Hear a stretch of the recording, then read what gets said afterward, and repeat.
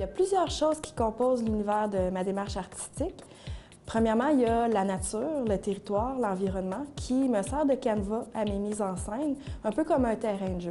J'utilise aussi des références à la mesure, mais la mesure en lien avec l'environnement, comme la cartographie, l'arpentage, les techniques d'échantillonnage.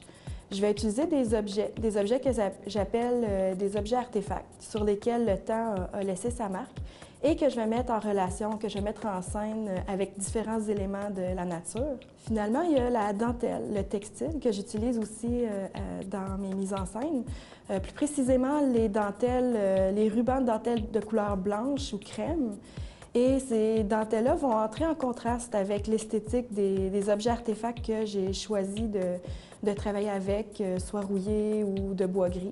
Bien, la dentelle, pour moi, c'est le soin, c'est délicat. C'est le soin que je vais apporter à la nature. Et ensuite, bien, le motif répétitif d'un ruban à dentelle, ça me rappelle un ruban à mesurer. Donc, c'est avec tous ces éléments-là que je vais créer l'histoire de chacune de mes expositions. Dans le cas de mon exposition qui s'appelle « La valeur de ma nature », c'est l'histoire d'un travailleur environnemental que je vais mettre en scène, que je vais m'inspirer des gestes posés par ces travailleurs-là dans leur quotidien, dans leur travail. Ce travailleur-là mesure et analyse et documente la forêt à l'aide d'instruments de mesure fictifs.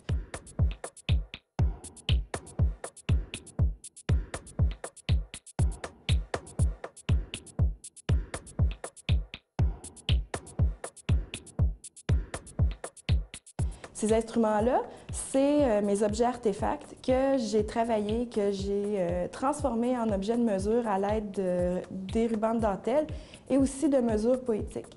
Une mesure poétique, pour moi, c'est des chiffres, des lettres, des tirets, des éléments graphiques qui sont tirés de vraies analyses scientifiques, mais que j'ai modifié la composition dans un but esthétique pour les agencer avec mes objets et les transformer en objets de mesure fictifs.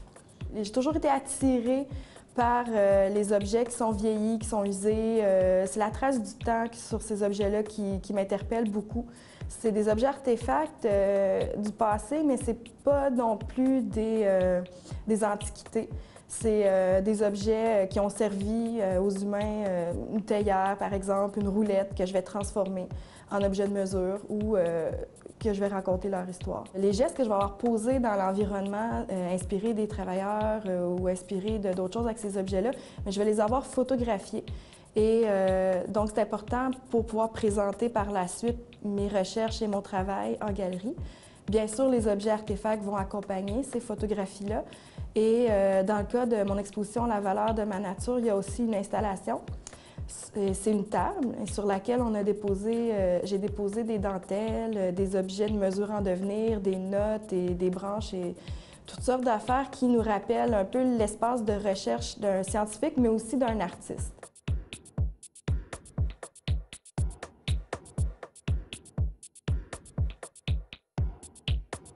Je crois que c'est important d'habiter à proximité du lieu qui nous inspire. Moi, j'ai choisi de travailler sur le territoire des Hautes-Laurentides, j'y habite, et je suis entourée par cette nature et cet environnement-là qui m'inspire beaucoup. Donc, ma réalité géographique et mon mode de vie m'ont orientée vers le choix du médium que j'utilise présentement.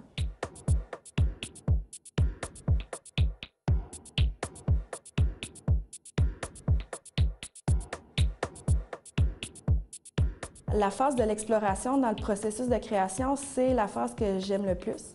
Alors, c'est à ce moment-là que je vais faire mes recherches dans la forêt du prochain lieu, de la prochaine parcelle de nature sur laquelle je vais faire mes mises en scène. C'est aussi à ce moment-là que je vais faire le tour des ventes de garage et des brocanteurs pour trouver mes objets artefacts que je vais par la suite mettre en scène dans ces environnements-là. Donc, je vais toujours jumeler mes recherches avec des loisirs que j'aime.